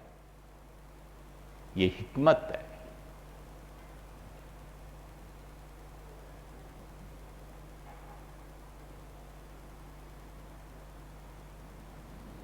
جو نہایت خوش خط لکھ سکتا ہے، وہ بد خط لکھ کے بھی دکھاتا ہے کہ میں دونوں طرح سے قدرت حاصل ہے، تمہاری نظر محدود ہے، اس کے بھی پیچھے جو ہماری صفت ہے اسے کیوں نہیں دیکھتے؟ اس لیے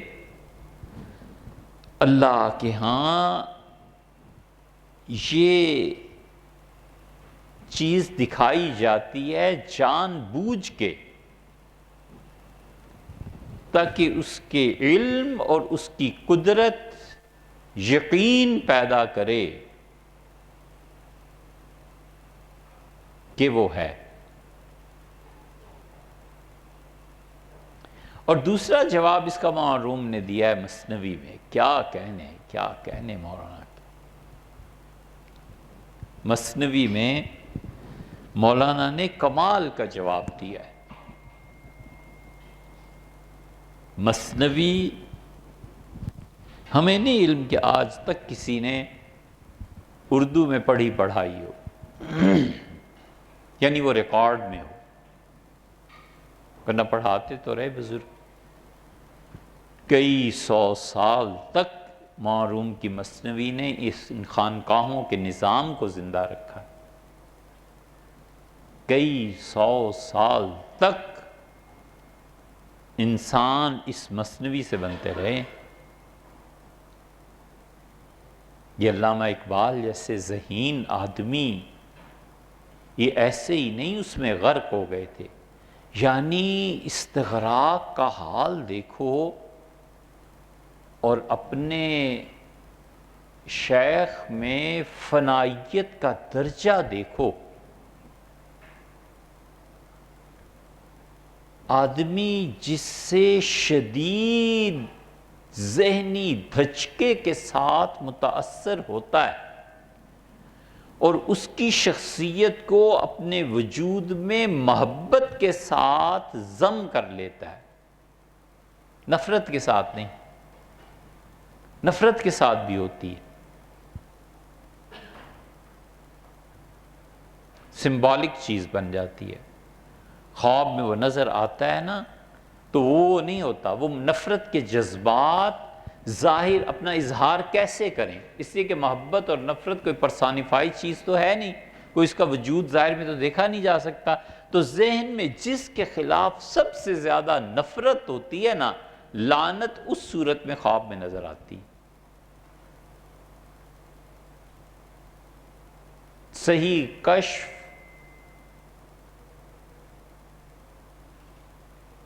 چیز کو عریاں حالت میں دکھا دیتا ہے، اور کشف جب خواب تعبیر کا محتاج ہوتا ہے تو انسان کے ذہن پہ جو سب سے زیادہ نفرت جس چیز سے ہوتی ہے ذہن میں، خواب میں وہ چیز نظر آتی ہے، لعنت جو برس رہی ہوتی ہے اس کی صورت۔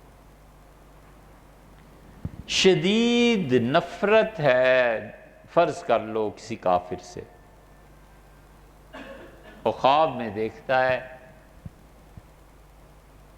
کہ کافر نے یہ معاملہ کیا، اب یہ الجھ جاتا ہے کہ کافر کہاں ہے، کب ملے گا، یہ فلانا ہے، فلانے کا بیٹا ہے، فلاں جگہ ہے، کچھ بھی نہیں یار، وہ جو آپ کو نفرت ہے نا، اس نفرت نے پرسانیفائی اپنے آپ کو روپ دھارا ہے۔ اسی طرح جب آدمی شدید محبت میں اثر کو قبول کرتا ہے اور اس کے اندر کے وجود پر وہ چیز طاری ہو جاتی ہے، تو وہ اس دنیا میں اس غیب میں جو اس کی شخصیت کو دبوچ لیا تھا اس کی محبت نے، اس دنیا میں وہ آنکھوں سے کبھی کبھی نظر آ جاتی ہے، جسم کی صورت اختیار کر لیتی۔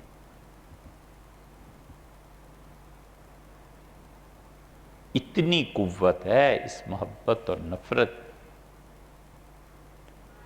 انسانی نفس کوئی طاقت نہیں ہے جسے دنیا میں توڑ سکے، اب تک کوئی چیز ایجاد نہیں ہوئی ہے، موت نہیں توڑ سکتی انسانی نفس کو۔ موت اگر توڑ دینے والی ہوتی تو روحوں کا مسخ خام خواہ ہوتا۔ انسانی نفس کو توڑ دیتی ہے، یوں ٹکراتی ہے، یوں پاش پاش کر دیتی ہے نفرت اور محبت۔ جب یہ انسانی نفس سے ٹکراتے ہیں تو نفس انسانی ذبح ہو جاتا ہے۔ نفس انسانی میں شدید خواہش ہے دولت، پیسہ پیسہ پیسہ پیسہ، اور جب خدا کی محبت اس سے ٹکراتی ہے پیسہ پانی ہو جاتا ہے، کوئی طلب نہیں رہتی۔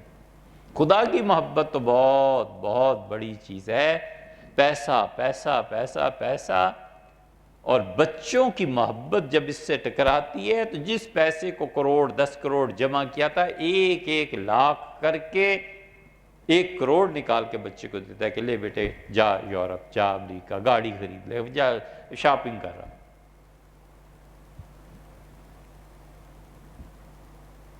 یہ محبت اور نفرت میں کمال ہے، انسانی نفس کے ساتھ وہ ٹکراتی ہے، اور انسانی نفس کے ساتھ جب یہ چیزیں ٹکراتی ہیں تو اللہ کا ایک نظام ہے کہ آدمی جب غرق ہو جاتا ہے نا اس میں، تو کبھی کبھی وہ چیز یوں سامنے نظر آنے لگتی ہے کہ یہ ہے۔ دیوبند کے جو مشائخ ہیں، بریلوی حضرات ہیں، ان کے ہم تو بہت زیادہ ہے، ان کی کتابیں پڑھو تو کہتے ہیں کہ مجھے شیخ نظر آئے، شیخ آ گئے تھے، انہوں نے یہ کام کیا، میں نماز پڑھ رہا تھا۔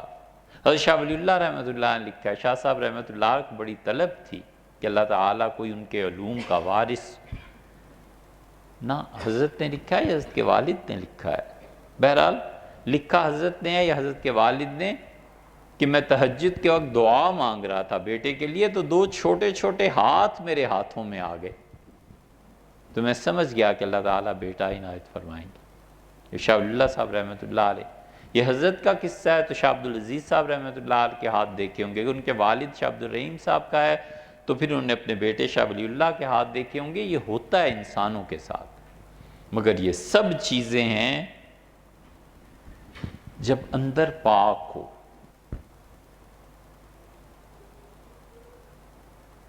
خدا اپنے علم کو صحیح دماغ سے زیادہ پاکیزہ دل پہ نازل کرتا ہے.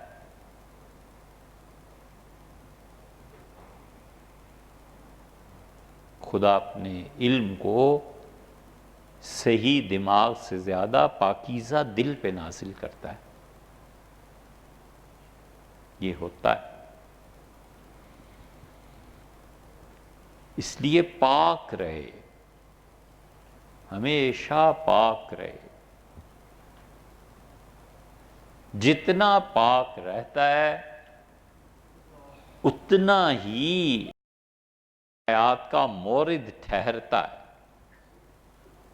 سمجھدار دودھ بیچنے والا، اب تو خیر پیکٹس استعمال کرتے ہیں، جب محلے میں دودھ لینے جاتے تھے نا تو وہ دودھ ڈالنے سے پہلے پھونک دیتا تھا، یا پاس پانی رکھا ہوا ہوتا تھا تو دھو کے برتن کو، بچہ جاتا تھا برتن دھو کے پھر اس میں دودھ ڈالتا تھا، حالانکہ بظاہر برتن صاف نظر آتا تھا. تو اللہ تو پھر اللہ ہے. کبھی کبھی نفرت اور محبت اس کے پیکر سامنے نظر آتے ہیں، کیونکہ روح کو دبوچ لیا ہوتا ہے اس بڑی شخصیت نے، تو شعور اس کی صورت اختیار کرتا ہے، شعور اپنا ظہور چاہتا ہے. علامہ اقبال پہ روم اتنے غالب آ گئے تھے کہ علامہ جیسا آدمی جو کسی کے ہاتھ ہی نہیں چڑھا، قادری سلسلے میں والد نے بیعت کرا دیا تھا، پھر اس کے بعد وہ مسلسل وحدت الشہود سے وحدت الوجود کی طرف سفر کرتے رہے. وجود کی وحدت کا غلبہ ان پہ آخری زمانے میں تو بہت ہو گیا تھا.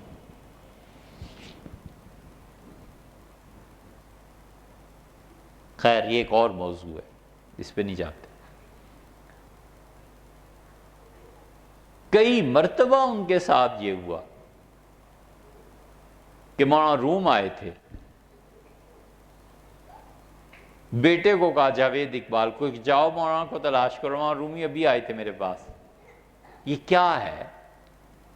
یہ وہ جو محبت تھی نا، اس محبت نے پیوست ہو گئی تھی، اس محبت نے روپ دھار لیا تھا تسکین کا، خواہش کا. اسی لیے یہ جو بعض صوفیہ، یہ جو بعض اللہ کے بندے، انہوں نے مرنے سے پہلے ایک جملہ کہا اپنے بیٹے سے، خلفاء سے، کہ اللہ تعالیٰ نے نظر فرمائی ہے، اللہ نے اپنی تجلی کا اظہار کیا ہے، یا ایک طرف آنکھیں ٹک گئیں اور مسلسل مشاہدہ ہوتا رہا اور جان نکل گئی، دیکھنے والے جان نہیں سکے کہ کیا ہے. وہ مشاہدے کی ایسی کیفیت تھی جس نے اس روح کو دبوچ لیا، پوری طرح اپنے قابو میں کر لیا. معروم نے کمال کی چیز کہی ہے مثنوی میں. مولانا نے لکھا ہے کہ انسان کو پورا کل وجود آنکھ سمجھو. یہ سمجھ کی بات، یہ کل وجود جو ہے نا انسان کا، یہ ایک آنکھ ہے. اضافہ اپنی طرف سے کرتے ہیں کہ آنکھ اندھی ہوتی ہے نا، تو باہر سے نور اور روشنی اور لائٹ پڑتی ہے تو آنکھ دیکھتی ہے. اگر آنکھ خود سے دیکھنے والی ہوتی تو اندھیرے میں بھی دیکھتی، اندھیرے میں تو کچھ نظر نہیں آتا. آنکھ نور کی محتاج، نور باہر سے لائٹ روشنی پڑے تو آنکھ میں بینائی پیدا ہوتی ہے، ورنہ آنکھ اندھی ہے. مولانا کہتے ہیں تمہارا پورا وجود آنکھ ہے، اور اس آنکھ کو دو طرح سے نور حاصل ہوتا ہے۔ ایک آخرت کا نور اس کو دکھاتا ہے، اور ایک دنیا کا نور اسے دکھاتا ہے۔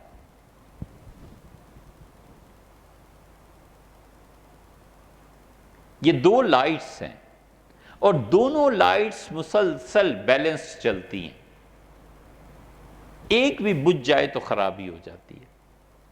وہاں سے بھی نور آ رہا ہے، یہاں سے بھی نور آ رہا ہے، دنیا کی بھی عقل ہے، آخرت کی بھی عقل ہے۔ تو کہتے ہیں یہ دونوں نور جو تمہاری آنکھوں کو روشن کرتے ہیں نا، اصل میں آخرت کا جو نور ہے وہ اصل ہے، اور دنیا کا نور اس کے تابع ہے، اور وہ نور غیب ہے، اور یہ عالم شہود اس کی ایک شاخ ہے۔ جو کچھ اس دنیا کے نور سے تم آنکھیں بند کرتے ہو، اور آخرت کا نور تمہارے دل کی آنکھوں کو کھولتا ہے، ان آنکھوں کے نور سے دیکھو کہ جو بچہ ناقص الخلقت تمہیں نظر آ رہا ہے، اور جو بلڈنگ گری ہوئی نظر آ رہی ہے، اور جو حسن کی کمی تمہیں نظر آ رہی ہے، اسے آخرت کی آنکھ سے دیکھو تو پھر تمہیں سمجھ آئے گی کہ آخرت میں ان چیزوں کا کیا اجر ہے، اور ان چیزوں کے ساتھ جو تمہارا امتحان ہوا ہے اس امتحان میں تمہارا کریڈٹ کیا ہے۔ کہتے ہیں تم دیکھتے ہو اس نور سے دنیا کے، تو تم کہتے ہو یہ چیز ایسی ہے، یہ چیز ایسی ہے، یہ ظلم کیوں ہو رہا ہے، یہ کیوں ہو رہا ہے، یہ کیوں ہو رہا ہے، یہ شر کیوں پھیل رہا ہے، یہ عدل پہ شر، انصاف پہ ظلم کیوں غالب ہے، اور بدصورتی حسن پہ کیوں غالب ہے؟ اس لیے کہ تم ایک آنکھ سے دیکھ کے یہ سارا کچھ کر رہے ہو۔ تم اس کے ساتھ آخرت والی آنکھ ملاؤ تو تمہیں پتہ چلے کہ جس کو ناقص پیدا کیا ہے یہ بھی اس کی کمال تخلیق پر دلیل ہے، اور جس کو نہیں کھانے کو دیا یہ بھی اس نے اپنی رحمت کے ساتھ ایک اور سکیم چلائی ہے جو تمہیں آخرت میں پہنچ کر سمجھ آ جائے گی۔ اس لیے جو نور آخرت کا ہے وہ اصل ہے، غیب حقیقی ہے، اور غیب سے عالم وجود میں آنے والی یہ دنیا یہ اعتباری ہے۔ حقیقت وہ ہے، اس کا کیا اعتبار ہے؟ کسی کے پاس کم، کسی کے پاس زیادہ۔ اور علم جب غیب پر ہوتا ہے، علم جب غیب پر ہوتا ہے تو ایسا یقین جنم لیتا ہے جس پہ زوال نہیں آتا۔ علم جب غیب کو دیکھتا ہے نا تو ایسا یقین پیدا ہوتا ہے جس پہ زوال نہیں آتا، اور علم اگر اس دنیا کی نور سے دیکھتا ہے تو یقین پیدا نہیں ہوتا۔ یقین پیدا ہوتا ہے جب غیب کو اس نور سے دیکھتا ہے جو نور آخرت کی فکر سے آتا ہے۔ وہ یقین ہے، اور غور سے سننا چاہیے کہ وہ یقین ہے غیب، اور یہ دنیا اس یقین کو، عالم شہود اس یقین کو مسلسل بنانے کی کوشش ہے۔ وہ آلریڈی ثابت ہے، تو پہلے سے طے شدہ ہے۔ وہ جو کچھ معراج میں دکھایا گیا اور جو کچھ انبیاء علیہ السلام نے دعوت دی ہے اس عالم غیب کی، وہ طے شدہ ہے، وہ قطعی ہے۔ اس نور کی روشنی میں اس دنیا کو دیکھے تو مشاہدہ آہستہ آہستہ آہستہ آہستہ بنانے کی کوشش ہے کہ اس یقین تک پہنچے۔ اور اگر معاملہ الٹا ہو جائے کہ یہ سب کچھ یقینی ہے، عیش کوش کے عالم دوبارہ نیست، عیش کر، پتہ نہیں دنیا نے بننا ہے کہ نہیں بننا، پتہ نہیں آخرت میں یہ چیزیں ملیں گی کہ یہ نہیں ملیں گی، اگر وہ اس کو عالم یقین سمجھے گا تو پھر اس دنیا کو بنانے کی کوششوں میں کمزوری واقع ہو جائے، اس دنیا کو بنائے گا نہیں پھر۔ اس لیے عالم غیب اصل ہے، دل کی آنکھ جو کچھ دیکھتی ہے نا وہ اصل ہے۔ اس لیے لوگ اگر اندھے ہوتے تو بہت اچھا ہوتا،